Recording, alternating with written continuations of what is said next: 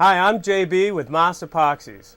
We're here at ShipShape TV's archives going through some of the great video that they have and tips and techniques and how-tos so that you can see how to use our products.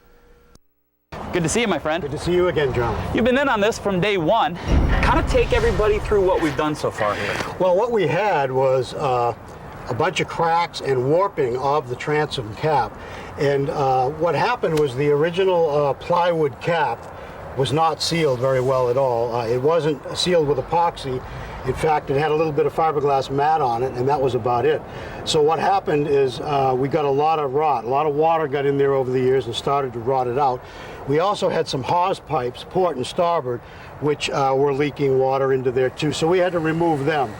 And I see what you've done is you've cut a swath all the way around the transom and up the gunnels to expose this and get it out, and you had to cut the knees too, I see. Basically, I took a reciprocating saw first, Steve, and I cut along the back edge of this transom right here.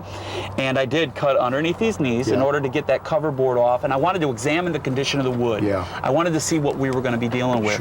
It was rotted all the way through, all the way back to the very back of the boat, and that's what concerned me. Okay, I was wondering if that rot was going to transfer down into our transom. So I had to start the process of digging it out just bit by bit. Use a chisel, hammer, I used some drill bits. I mean, I tried to get creative to get the stuff out. I found nails, I found screws, I had to grind those things off with a grinder, sparks flying all over the place. You never know what you're gonna get into.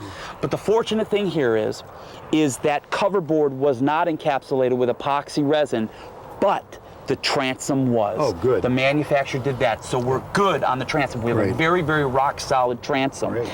After I got all this rot dug out, I mean, literally, Steve, I had handfuls of rotted material. Okay, I wanted to get that out of the equation before we put our new stuff in. I came across a couple of cracks that really concerned me. Okay, and this is what I mean. Right over there, point that thing out, about 1.5 feet up from the back of the transom. Not a cosmetic crack here. That's a structural crack. I also had another one on this side at about the same spot.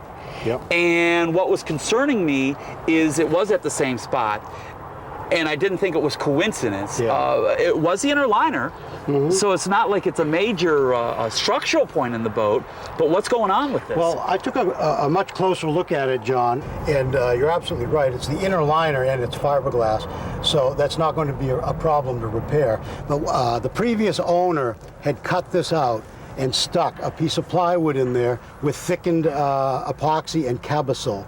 And he kind of troweled it in between the wood and the existing boat, and that created a real hard spot. So then after using the boat and water getting in those hawse pipes, it started to crack on the hard spot. And it's not a coincidence, it's 12 inches up on both sides because that's where he put the wood in.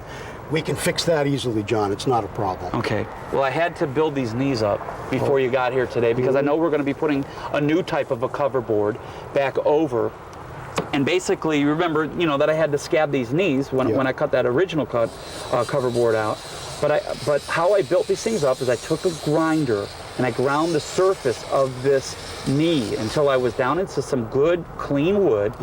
Then I took an 1/8 inch drill bit. I drilled multiple holes into the surface. I then screwed in some stainless steel screws. Oh, good. Okay? And I wanted to make sure that the screw heads, here's a transom, right?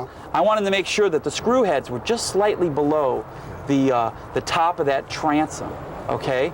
And I started the process of making these plywood forms.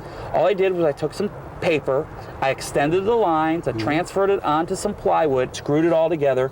And do you remember when you and I were working on the Stamus, that deck? Yes. You were teaching me about release agents and everything. I didn't have any of the fancy stuff. All I had was some wax. It's fine. So I used a couple of coats just on the inside of this wood form, clamped it into place. I didn't want anything sticking to it.